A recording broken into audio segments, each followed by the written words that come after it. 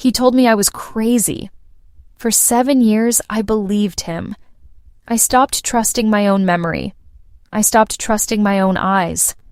I apologized for things I never did. I shrank myself down to nothing just to keep the peace. And the worst part? I thought that was love.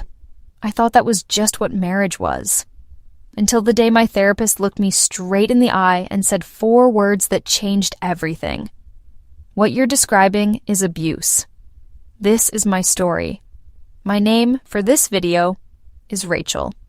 That's not my real name, but everything I'm about to tell you is real. The timeline is real. The words he said are real. The version of myself I lost and the version I had to rebuild from scratch. All of it is real. I'm sharing this because when I was living inside it, I couldn't find a single story that sounded like mine. Everyone talked about abuse like it was obvious, like you'd know, like there would be bruises or screaming or something dramatic you could point to and say, there, that's the thing. But that's not how this works. That's not how they work. The most effective ones never raise their voice. They never have to. They have quieter tools, and they use them with surgical precision. And by the time you realize what's happening, you've already handed them everything. Your confidence, your friendships, your sense of reality, your sense of self. I handed Marcus all of it, piece by piece, over 7 years. And I did it willingly, because I thought I was choosing love. I want to start at the beginning, because the beginning matters more than people realize. The beginning is where the blueprint gets laid. And if I can show you exactly how it started, exactly what it looked and felt like in those first months, then maybe if you're watching this and something in your chest is tightening with recognition, maybe you'll be able to see your own beginning more clearly than I could see mine. Because here's the thing about narcissists that nobody tells you up front. They are, in the beginning, the most extraordinary people you have ever met. Not ordinary extraordinary. Not just charming or funny or good-looking, though Marcus was all of those things. I mean extraordinary in the specific way that makes you feel like the universe rearranged itself to bring this person into your life.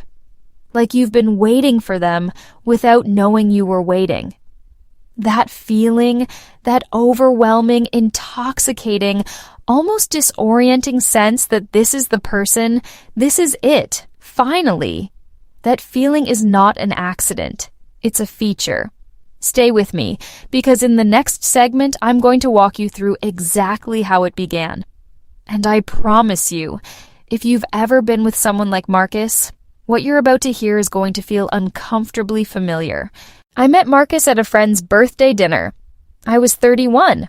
I'd had relationships before, nothing that felt particularly wrong, nothing that felt particularly right. I was someone who'd made peace with the idea that the electric, consuming love people wrote songs about was probably a myth, or at least an exaggeration. And then Marcus sat down across from me and asked me what I was passionate about, and actually listened to the answer, and I thought, oh, this is what people mean. He was attentive in a way that felt almost startling. He remembered everything I said. 3 days after the dinner, he texted me referencing a specific book I'd mentioned in passing. He'd bought it and read the first 50 pages and wanted to know if it got better. I remember standing in my kitchen reading that text and feeling something shift in my chest. He pursued me with a consistency and intensity I had never experienced. Within 2 weeks, we were seeing each other every day. Within a month, he was telling me he'd never felt this way about anyone. Within 6 weeks, he was talking about the future, our future, with a specificity that should have seemed fast, but instead felt like finally arriving somewhere I'd been traveling toward my whole life.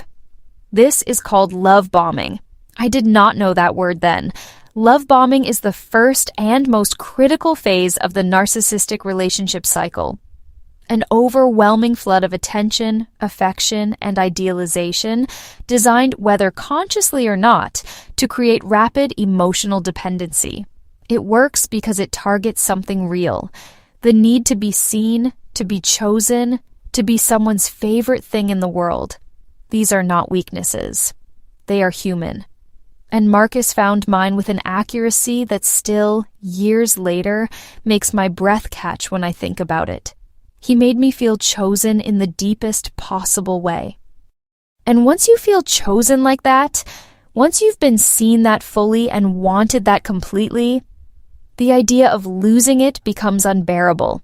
That unbearability is the trap, because everything that comes after, every confusing, painful, disorienting thing, gets filtered through the lens of that original feeling. When things got hard, when he said something that hurt me or dismissed me or made me feel small, I didn't think this is who he is. I thought I need to get back to the way things were in the beginning. I thought I need to be better, try harder, figure out what I did wrong. The love bombing phase lasted approximately 4 months. Then, slowly, so slowly I didn't have a name for what was changing, things began to shift. The first time he criticized me, it was so gentle I almost missed it. We were getting ready for a dinner with his colleagues, people I hadn't met yet, people whose opinions of me felt important because they were important to him. I came downstairs in a dress I loved, a green wrap dress I'd had for years and always felt good in. He looked at me for a moment and said, quietly, almost thoughtfully, "Do you think that's the right dress for tonight?" That was it. That was the whole thing. 6 words. And I went back upstairs and changed. And I didn't think anything of it. That's how it starts. Not with a shout. With a question. By the end of our first year together, I had changed in ways I wouldn't have been able to articulate at the time, but that my closest friends could see clearly. I was quieter in groups. I deferred to Marcus in conversations in a way that wasn't my natural register. I'm someone who has opinions, who likes to engage, who has never had a problem taking up space in a room. But space, I was learning, was something Marcus needed most of. He didn't tell me this directly. He didn't say, "Be quieter, take up less room, stop having opinions that differ from mine." He was far too sophisticated for that. Instead, he had a set of tools, subtle, deniable, devastatingly effective, that shaped my behavior without ever requiring an explicit instruction. The first tool was what I eventually came to understand as gaslighting, though I didn't have that word for years. It worked like this. Something would happen, he would say something cutting, or cancel plans at the last minute for the 3rd time in a row, or respond to something I'd shared excitedly with a dismissiveness that deflated me, and I would feel hurt. I would try to express that hurt. And Marcus would look at me with a specific expression, patient, slightly tired, like a man explaining something to someone who keeps missing the obvious point. And he would tell me that I was misremembering, that he hadn't said it like that I was being oversensitive, that I was making things into a bigger deal than they were. And here is the thing about gaslighting that makes it so effective and so insidious. It doesn't work because the victim is stupid. It works because the victim loves the person doing it, and love involves extending good faith. And when someone you love tells you that your perception of reality is wrong, there is a part of you that wants to believe them. Because the alternative, that the person you love is deliberately distorting your reality, is so painful and so threatening to everything you've built together that your mind resists it with tremendous force. So, I believed him. Over and over again, I chose his version of events over my own. And each time I did, my confidence in my own perception eroded a little further. The second tool was isolation, and this one was so slow and so organic seeming that I genuinely did not see it happening until it was almost complete. Marcus never told me to stop seeing my friends. He never issued an ultimatum about my family. He simply had feelings. He found my best friend, Jess, exhausting. Something about her energy, he said, was draining. and he always felt strange after we'd spent time with her. He had concerns about my friendship with my colleague David, not accusations. He was careful about that. Just a feeling he couldn't quite shake. And wasn't I aware that David had always been a bit too interested in me? My family dinners left him quiet and withdrawn for days afterward. He never explained why, and when I asked, he said he didn't want to make me feel bad about the people I loved. I started seeing Jess less. I distanced from David.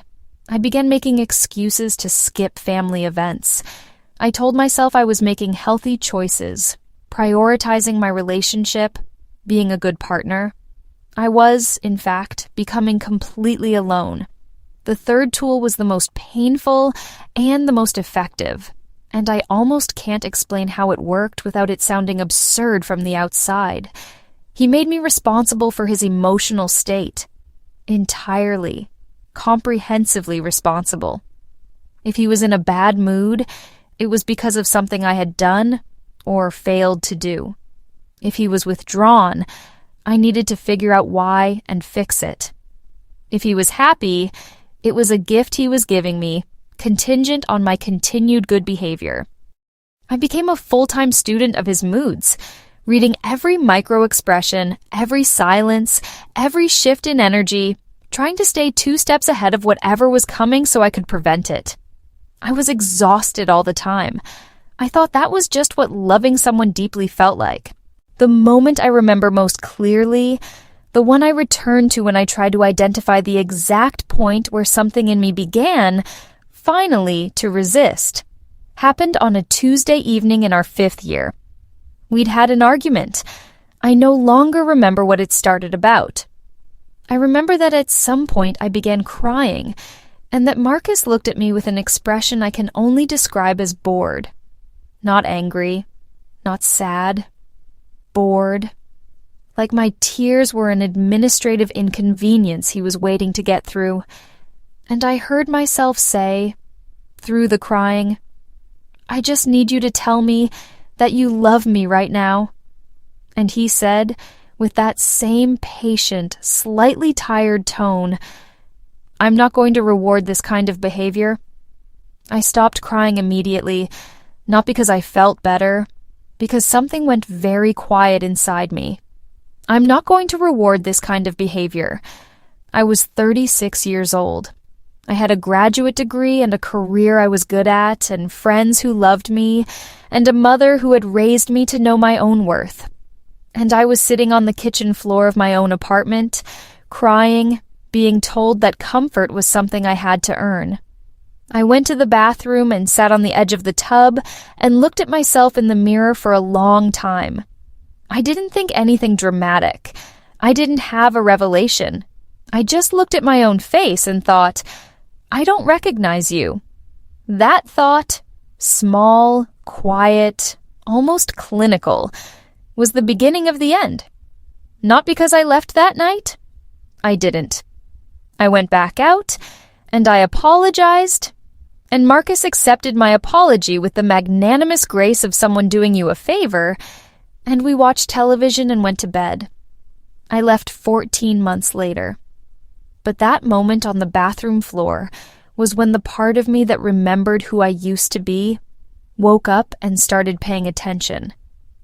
I began, very quietly and very carefully, to notice things. I started keeping a journal, not because I was planning to leave, but because I had started to distrust my own memory so completely that I needed to write things down immediately after they happened, just to have a record I could trust. Reading back through those entries now is a surreal experience. The pattern is so clear, so consistent, so textbook, that it reads almost like a clinical case study. But living inside it, living inside the confusion and the self-blame, and the constant low-grade anxiety of never knowing which version of Marcus was going to walk through the door, from inside, there was no pattern. There was just my life, and the exhausting daily work of trying to navigate it without making things worse.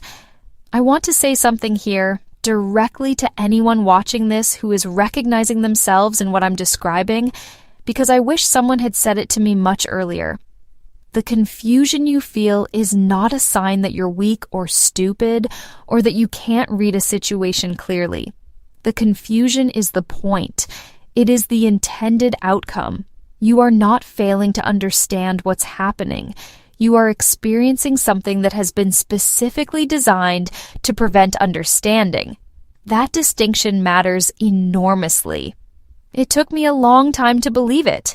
I'm telling you now, so maybe it takes you less time. I found my therapist by accident. I'd gone to my doctor for something unrelated, persistent insomnia that had been going on for almost a year, and at the end of the appointment she asked me, almost as an afterthought, whether everything was okay at home. I said yes. She looked at me for a moment and said she was going to give me a referral anyway, just in case, and that I didn't have to use it. I almost threw it away. I made the appointment 6 weeks later, on a day when Marcus and I had argued, and he had told me, for the first time explicitly, that I was lucky to have someone who put up with me the way he did. I sat across from my therapist. Her name was Dr. Yolanda Barnes, and she had the specific quality of stillness that makes you feel like you can say anything. And I told her I was having trouble sleeping. She asked me to tell her about my relationship.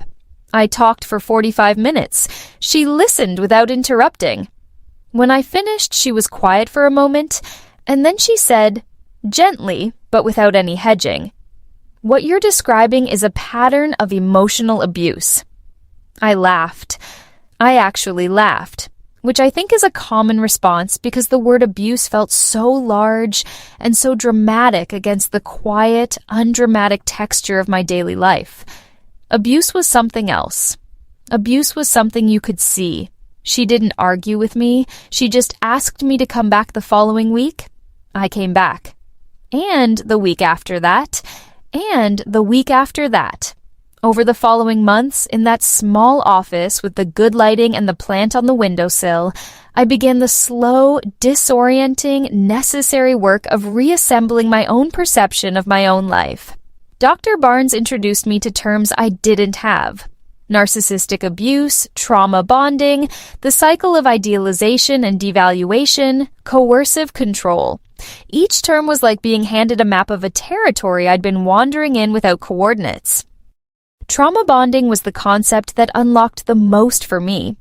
The understanding that the attachment I felt to Marcus was not simply love in the ordinary sense, but a biochemical and psychological bond forged specifically by the cycle of threat and relief that had defined our relationship for years.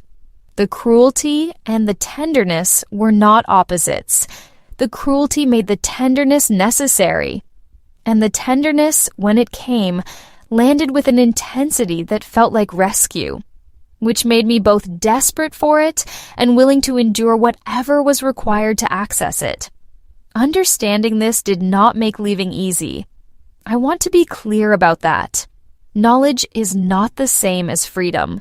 I understood intellectually what had been done to me and how it worked and why I'd responded the way I did, and I still went home every night to the same apartment and the same man, and found 100 reasons why this week would be different, why I needed more time, why leaving was more complicated than it looked from the outside. But understanding gave me something I hadn't had before, a stable floor, a place to stand that wasn't his version of reality. And from that floor, over 14 months, I built the architecture of my exit. Leaving took longer than I thought it would, and was harder in ways I hadn't anticipated, and easier in one way I never expected. The hard parts. I had no money that was fully my own. Over 7 years, in ways that had seemed organic and practical at the time, our finances had become entangled in a way that gave Marcus visibility into and, effectively, control over my economic choices. I had stopped talking to Jess years ago. Or rather, I had let the friendship fade in the way you let things fade when someone in your life makes their disapproval felt without ever stating it explicitly. I had to rebuild that bridge from near zero, which meant explaining, at least partially, what had been happening, which meant saying out loud to someone who loved me that I had let this happen, which was its own particular variety of painful. I was afraid. Not of physical violence. Marcus was never physically violent. And I want to be careful not to imply that the absence of physical violence makes something not abuse, because it absolutely does not. I was afraid of his response, of the specific cold fury I had learned to recognize and dread, of the way he would reframe my leaving as evidence of everything he had always said about me. That I was unstable, that I was the problem, that no one would understand me the way he did. I was afraid he was right. The easy part, the one unexpected ease, was that once I had made the decision, truly made it, something settled in me that had been unsettled for 7 years. A kind of stillness. Not happiness, not yet. Happiness was a long way off. But the specific, exhausting, constant vigilance of living in that relationship simply stopped. I moved into a studio apartment on a Thursday in November. It was small, and the heating was unreliable, and I cried for approximately the first 3 weeks with a consistency and completeness that scared me a little. And then one morning I woke up and made coffee and sat by the window and realized I had not spent a single moment of the previous day managing someone else's mood. I had simply lived through a day. My own day, without calculation, without monitoring, without the ambient fear that had been the background frequency of my life for so long, I had forgotten it was there. That morning, I sat by the window and drank my coffee and felt, for the first time in years, like myself. Not the self Marcus had decided I was, not the diminished, apologizing, reality-doubting version I had become. The original one. The one who had opinions and took up space and trusted her own eyes. She was still there. She had been there the whole time. She was just waiting for me to come back to her. I am not going to tell you that everything is fine now. 2 years out from leaving, my life is genuinely good in ways I had stopped believing were available to me. But I am also still in therapy, still working through the specific variety of damage that 7 years of having your reality systematically dismantled leaves behind. I still have moments, less frequent now but real, where I second-guess my own perceptions with a reflexiveness that isn't natural, that was installed. I still sometimes catch myself bracing for a reaction that isn't coming, monitoring a room for a shift in energy that doesn't exist. Recovery from narcissistic abuse is not linear, and it is not fast, and anyone who tells you otherwise is selling something. But here is what I know, 2 years out, that I want to leave you with, because this is the part that matters. This is the reason I made this video. You are not crazy. If you are watching this and recognizing your own life in what I've described, the confusion, the self-blame, the exhaustion, the way your own memory has started to feel unreliable, the way you've become a student of someone else's moods at the expense of your own needs. You are not crazy. You are not too sensitive. You are not the problem. What you are is a person who loved someone and trusted them, and they used that love and that trust as a mechanism for control. That is not a reflection of your weakness. It is a reflection of their choices. The research on narcissistic abuse recovery is clear on one thing above everything else. The single most important factor in how well survivors do is whether they are able to accurately externalize the cause of what happened to them. Not blame themselves. Not internalize the narrative that was constructed about them inside the relationship. But understand clearly and without self-punishment that they were targeted by a pattern of behavior that had nothing to do with their worth and everything to do with someone else's pathology. You are worth the life that exists on the other side of this. I know that's easy to say and hard to believe when you're in the middle of it. I know it sounds like a thing people say. I'm saying it anyway because on the morning I sat by that window with my coffee, I was so grateful that someone had said it to me enough times that some part of me had held onto it even when I couldn't feel it. Consider this your reminder. If this story resonated with you, subscribe. Every week we cover real psychology, real relationships, and the stories behind human behavior that nobody talks about honestly. Share this with someone who needs to hear it. And if you're in the middle of something like this right now and you don't know where to start, the comments are open. You are not as alone as it feels.